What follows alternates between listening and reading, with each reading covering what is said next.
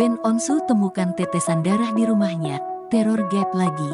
Keluarga Ruben Onsu dan Sarwendah memang diketahui telah beberapa kali mengalami kejadian mistis yang di luar nalar manusia.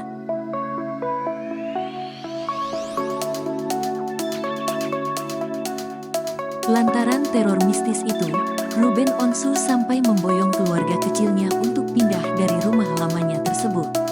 Namun ternyata, kejadian teror mistis itu masih tetap terjadi mengganggu Ruben Onsu dan keluarga. Bahkan, putra sulungnya Bertrand Onsu kerap menemukan kejadian-kejadian aneh di rumah mereka. Ruben Onsu pun menceritakan kejadian mistis terbaru yang dialami olehnya dan Bertrand Onsu saat hadir dalam konten YouTube Eko Patrio.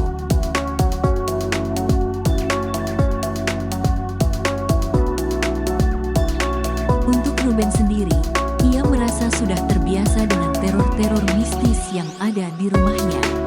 Hanya saja, ia mulai goyang setelah Bertrand Onsu alias Onyo juga ikut menyaksikan hal mistis di rumahnya.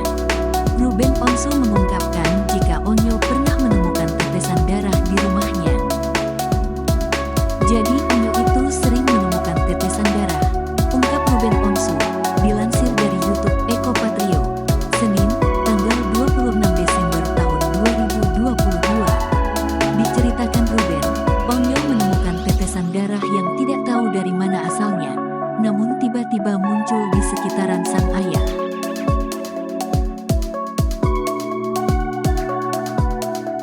Padahal, kata Ruben, dirinya tidak sedang terluka hingga harus mengeluarkan darah. Tak hanya teror tetesan darah misterius, Ruben Onsu kerap diteror dengan suara-suara gaib. Ruben Onsu pernah mendengar suara bersiul seseorang saat tengah menuju ke kamar mandi Onyo. Lantaran sudah terlalu sering diganggu, Ruben Onsu sampai tak takut lagi membalas siulan suara gaib tersebut.